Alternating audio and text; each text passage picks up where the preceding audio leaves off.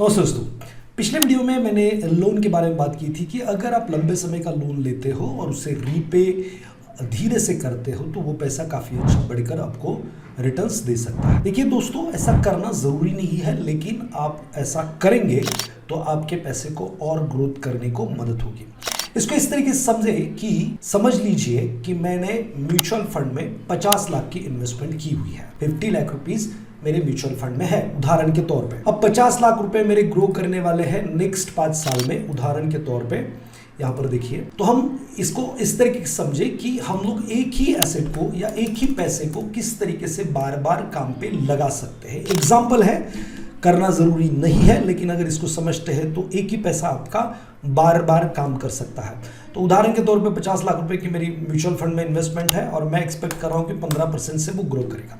तो 15% से मेरे पैसे जो है 5 साल बाद बनने वाले हैं 1 करोड़ रुपए। अब ये तो प्लेन मैथमेटिक हो गया, इसमें कोई ज़्यादा कॉम्प्लिकेशन की आवश्यकता नहीं है। तो 1 करोड़ बनेगा, इतने पे मुझे सेटिस्फाइड रहना पड़ेगा। लेकिन अगर मैं 10% से या 9% से मुझे म्यूचुअल फंड पे लोन मिलता है 50% का, समझ लीजिए कि मेरा 50% ही 50 लाख है उदाहरण के तौर पे, तो ये 50 लाख रुपए मैंने म्यूचुअल फंड पे लोन उठा लिया। अभी मेरा म्यूचुअल फंड है वो बढ़ने वाला है, लेकिन मैंने 10% से क्या किया है, 50 लाख रुपए उठा लिए लोन पे। अब ये 50 लाख रुपए जो मैंने उठाए, मेरे एक दोस्त है उदाहरण के तौर पे, उनका बिजनेस है और उनको किसी वजह से 5 साल के लिए लोन चाहिए था। उन्होंने अपनी प्रॉपर्टी मॉर्गेज दी मुझे और मैंने उनको 18% से, सालाना 18% से उस बिजनेस के लिए लोन दिया। और हमारी ऐसी डील तय हुई कि 18% से जो भी इंटरेस्ट और प्रिंसिपल बैंक के की तरह मुझे रिपे करना है। तो उदाहरण के तौर पे यहाँ पर देखिए, ये 50 लाख रुपए 18% से मैं 5% से दे रहा हूँ, तो वहाँ से मुझे 26 लाख का इंटरेस्ट मिल रहा है। लेकिन मुझे इंटरेस्ट देना भी पड़ रहा है। देना कितना पड़ रहा है, 50 लाख पे 10% का इंटरेस्ट देना पड़ रहा है। तो मुझे 13 लाख रुपए का इंटरेस्ट देना है और मैं रिसीव करूंगा 26 लाख का इंटरेस्ट।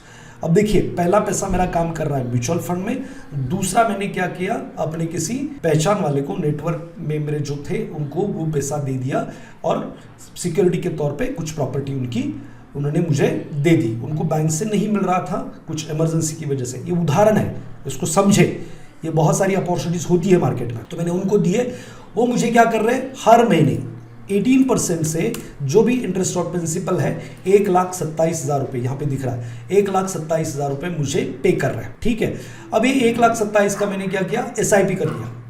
तो 1,27,000 का SIP मुझे 5 साल में 15% से ग्रो करके 1 करोड़ 10 लाख रुपए देगा। अब देखिए, पहला पैसा मेरा काम कर रहा है म्यूचुअल फंड में, वो बनेगा 50 लाख का 1 करोड़ 15% से, जो हमने ये प्लेन मैथमेटिक देखा था यहाँ पर।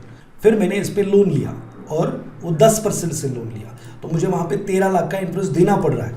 तो यहाँ पर आप देखेंगे 10% से मुझे 13 लाख का इंटरेस्ट देना पड़ रहा है, 14 लाख का इंटरेस्ट देना पड़ रहा है। दिख रहा है आपको। अब मैंने ये जो पैसा है 18% से दिया था, 18% से मुझे 1,26,000 रुपये, जो 27,000 रुपये मिल रहे थे, मैंने उसकी कर दी है SIP। तो प्रॉफिट लॉस स्टेटमेंट में किस तरीके से आएगा, क्या प्रॉफिट होगा क्या लॉस होगा। तो मैंने लोन उठाए हुए पैसे पे 13 लाख 14 लाख का इंटरेस्ट पे कर दिया, उनसे मैंने सारे पैसे ले लिए, उसके बन गए 1 करोड़ 10 लाख रुपए। अब 1 करोड़ 10 बने, उसमें से 50 लाख रुपए का मैंने 5 साल बाद जो लोन लिया था वो रिपे किया, उसके लिए मैंने 64 लाख रुपीस दिए, 50 लाख प्रिंसिपल और 13 लाख का इंटरेस्ट। ठीक है, अब देखिए, ये जो मेरा प्रॉफिट रहा वो तकरीबन रहा 50 लाख रुपए के आसपास। तो म्यूचुअल फंड में बढ़े हुए 1 करोड़ और ये 50 लाख, तो मेरा जो रिटर्न बना वो काफ़ी अच्छा बना और टेंटेटिवली ये रिटर्न जाएगा मेरा, अब देखेंगे तो 50 लाख के 5 साल में समझ लीजिए 20% से हम मैथमेटिक कर लेते हैं, तो 5 साल में टेंटेटिवली बना 1.25 करोड़, तो मुझे 25% के आसपास का CAGR मुझे मिल रहा है। तो आपके पास कोई एसेट पड़ी हुई है या गोल्ड पड़ा हुआ है, गोल्ड क्या कर रहे हैं हम लोग, उठा के बैंक में लॉकर में रख रहे हैं, लॉकर का पैसा दे रहे हैं, बहुत सारी चीज़ें, और घर में रखेंगे तो रिस्क है चोरी होने का, बहुत सारी चीज़ों का। तो सिंपली क्या है कि ये अगर आपके पास गोल्ड पड़ा हुआ है और वो आपको कैपिटल एप्रिशिएशन दे रहा है, बढ़ रहा है, जो भी कर रहा है 8-9-10% से।